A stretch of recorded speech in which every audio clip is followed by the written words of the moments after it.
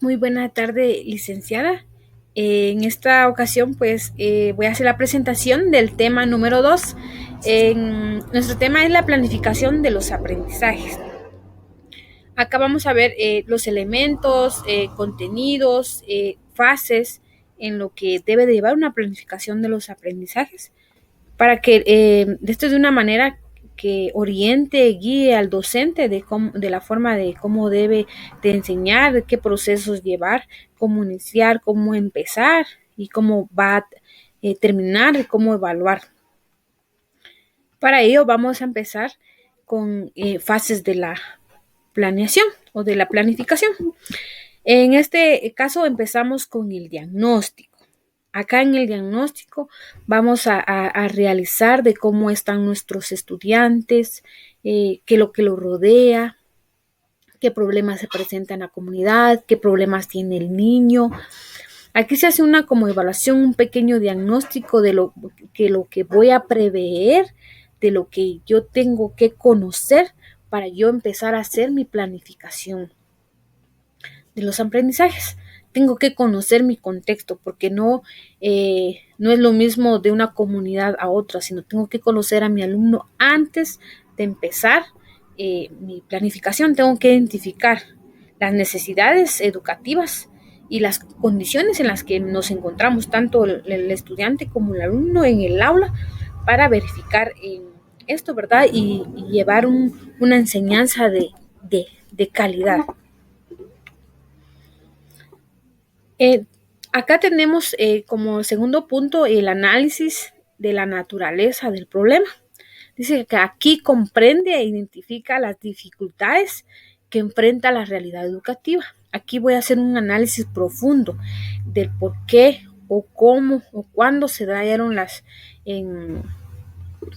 necesidades en el aula, qué dificultades, qué problemas, qué trae el niño y qué es lo que le rodea, ¿verdad? Pues es de la naturaleza del problema, cómo surgió el problema. Aquí tengo que hacer un análisis profundo para yo también poder empezar a hacer mi planificación. Acá tenemos el diseño y evaluación. Dice que en esta fase es necesario realizar el planeamiento y desarrollo de la planificación. Es la parte donde se orientan las acciones. Acá voy a hacer el diseño de la evaluación, voy a recolectar mis ítems, qué partes va a llevar mi evaluación, si subrayado, preguntas directas, falso y verdadero. Acá la mayoría de escuelas tienen una comisión pedagógica o una comisión de evaluación, ¿verdad? Donde determinan el diseño o evalúan o analizan qué tan fiable o verídico es esa evaluación para impartirse a los estudiantes. También acá tenemos la implementación, ¿verdad? ¿Cómo lo voy a implementar? Acá dice que se concretan y se llevan a cabo las acciones que fueron planteadas. Entonces, acá como yo ya lo estaba planificando o ya lo estaba diseñando, entonces aquí lo voy a implementar. ¿Cómo lo voy a hacer con mis estudiantes? Si lo voy a hacer en forma escrita, oral, aquí es la implementación. Y llegamos también a la fase de lo que es la evaluación. Así que se evalúa su pertinencia, nos ayuda a identificar qué objetivos se están logrando y cuáles son necesarios de cambiar o modificar.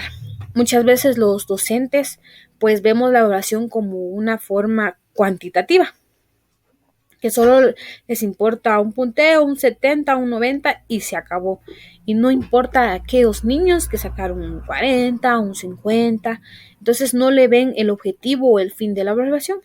Pues acá en este caso el fin o el objetivo de la evaluación es verificar si se han logrado las competencias, si se ha logrado el objetivo, dónde está fallando el docente, dónde está fallando el alumno, qué estrategias voy a implementar para mejorar, si el niño necesita otro tipo de evaluación, porque muchas veces o nuestro sistema educativo es estándar, todo es igual para todos los niños, no ven las capacidades de cada quien, pues el sistema nos obliga de cierto modo a que todos desde forma se sienta, pasan una hoja y se evalúa, y no es así, pues, porque a veces los niños tienen diferentes capacidades, unas de forma escrita, otras de forma oral, otros niños de forma jugando o haciendo tareas. Pues acá es muy importante aplicar una evaluación de calidad que no sea estándar, que sea diferente para cada niño y conforme a su capacidad de aprender. Pues acá vamos a ver algunos elementos que son los contenidos, competencias, indicadores de logro, estrategias de aprendizaje, recursos y evaluación. Todos estos son elementos de una planificación. Y pues vamos a ver un pequeño concepto, ¿verdad?, de cada uno, o cuál es el fin de cada uno, y para que estos elementos pues se vayan de la mano en función de la planificación de los aprendizajes. En este caso tenemos los contenidos, pues acá los contenidos pues son más aquellos que son conocimientos o los temas que ha seleccionado el docente para impartir a los estudiantes. Y a veces, muchas veces, solo impartimos los contenidos y ya, pues acá nos tiene una definición, ¿verdad? Que los contenidos son el conjunto de conocimientos científicos, habilidades, destrezas, actitudes y valores que debe aprender los educandos. Y muchas veces, a veces decimos que los estudiantes no aprendieron, va, porque no han ganado una evaluación. Sin embargo, acá en los contenidos nos habla sobre actitudes. Y muchas veces los niños aprenden a través de sus actitudes. Cuando los niños tienen buenas actitudes, eso nos indica de que están aprendiendo, que los estudiantes están aprendiendo y lo están poniendo en práctica. Y tenemos 3 clases de contenidos. El primero es el declarativo, procedimental y actitudinal. Pues en el declarativo es el saber que, ¿verdad?, los conocimientos. El procedimental es saber hacer, cómo lo va a hacer, con qué lo va a hacer, cuándo lo va a hacer, ponerlo en práctica. Y el actitudinal pues son las actitudes que yo quiero que mi estudiante aprenda o obtenga a la hora de darle un tema. También tenemos las competencias. En las competencias, el Currículum Nacional Base pues lo considera o lo define como la capacidad o disposición, ¿verdad?, que tenga el ser humano, estudiante, para resolver problemas de la vida cotidiana, pues y obtener conocimientos y sobre todo llevarlo a la práctica. Anteriormente se usaban objetivos, pero en nuestra actualidad se utilizan competencias. Y también otros elementos importantes, uno de ellos es el indicador de logro.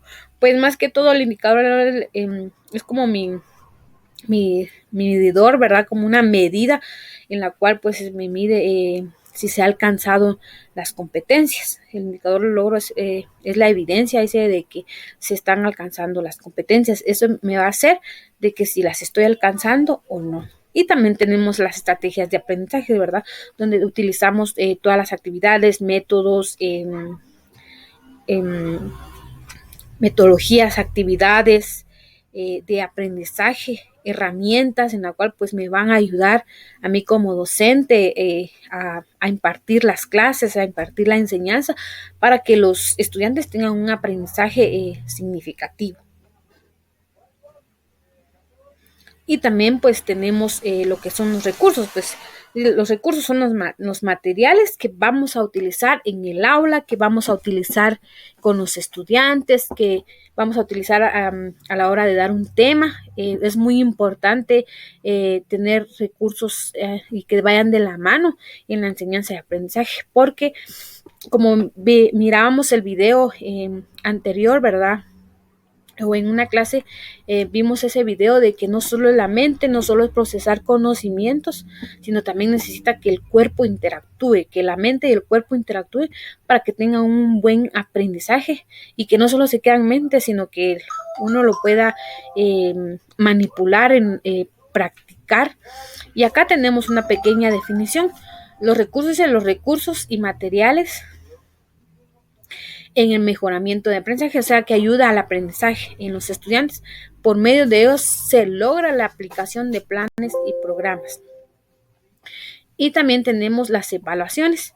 En este caso se refiere a todo el proceso sistemático, como lo mencionábamos anteriormente, ¿verdad? Que las evaluaciones nos van a ayudar para determinar si las competencias, objetivos han logrado, y no solo poner un punteo, un 70, un 80, un 50 y determinar si ganó o no ganó y pasó a otro grado y se acabó. No es así, sino pues es ver si se han alcanzado lo que hemos planificado.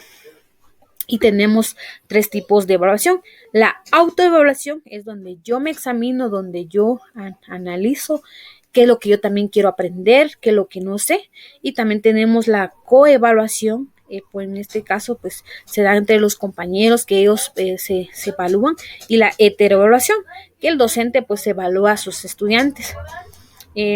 Se da todavía de que solo se utiliza la heteroevaluación, donde solo el docente evalúa, donde solo él dice sí o no, malo o bueno, y se usa eso, pero algunos también utilizan los 3 tipos de evaluación, que es lo más funcional, es lo más adecuado. Y los instrumentos, pues tenemos lista de cotejo, rúbricas y otras herramientas como portafolio, el diario de clase. Pues esto ayuda o viene a fortalecer lo que es una evaluación, y no es un examen que valga 100 sobre 100, sino que ya están estos tipos de herramientas para determinar el desempeño de cada estudiante. Muchas gracias por la atención prestada. Este fue el tema número 2 de los aprendizajes, ¿verdad? En la planificación de los aprendizajes. Vimos sus fases, sus elementos y cómo determinar o cómo hacer un tipo de evaluación, y en la cual nos ayudan varias herramientas y ver sus tipos de contenidos.